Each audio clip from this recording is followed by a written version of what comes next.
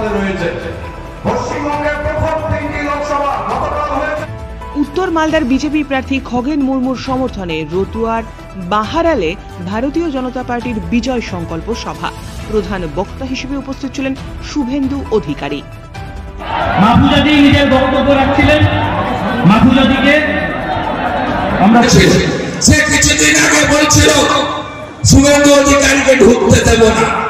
আরে কোথায় আছেন লম্বা বক্সি? আমাকে ডাকুন। আমি তো আপনার এলাকায় এসেছি, রতুয়াতে আমি বাহারালে এসেছি, ডাকুন আমাকে।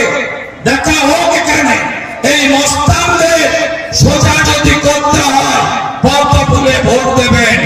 একটা বড় মস্তান ছিল কেষ্ট মন্ডল, তিহার জেলে আছে। আর একটা মস্তান শেখ শাহজাহান, তার অবস্থাও আপনারা দেখেছেন। এই মস্তান গুন্ডা আর দুর্নীতিবাজদের হাত থেকে এই মালদা জেলা, এই পশ্চিমবঙ্গকে বাঁচাতে হবে এবং পদ্ম ফুল চিহ্নে ভোট দিয়ে নির্বাচিত করতে হবে। আপনারা গরমের মধ্যে অনেক কষ্ট করে এসেছেন। বাইরে যারা থাকেন পরিযায়ী শ্রমিক, প্রত্যেকের সঙ্গে যোগাযোগ করবেন। বিজেপিকে আনুন। বিজেপিকে আনলে 450 টাকার গ্যাস, সমস্ত ভাতা 3000 টাকা, অন্নপূর্ণা ভান্ডার 3000 টাকা, পরিযায়ী শ্রমিক 50 লক্ষ, তাদেরকে বাড়িতে ফিরিয়ে আনা, 2 কোটি বেকারের মুখে হাসি ফুটানো। এটা আমরা করব নরেন্দ্র মোদীজির নেতৃত্বে।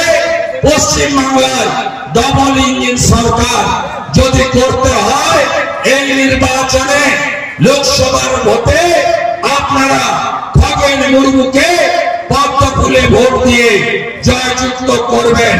গঙ্গা ভাঙন সহ অন্যান্য যে সমস্ত আপনাদের উপরে উন্নয়নের দিক থেকে বঞ্চনা হচ্ছে, আগামী দিনে আমরা কথা দিয়ে যেতে পারি আমাদের রাজ্য সরকার এলে প্রথমেই আমাদের মহানন্দটোলা থেকে ভুতনি পর্যন্ত, বৈষ্ণবনগর থেকে আপনাদের এই এলাকায় গঙ্গা ভাঙনের স্থায়ী সমাধান যদি কেউ করতে পারে, বিজেপি পারে।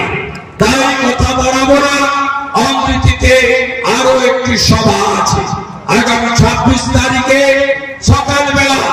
মোদীজি গোটা দেশ ঘুরছেন, প্রতিদিন 4টে 5টে 6টা করে সভা, তার টাইমে সভা করতে হবে।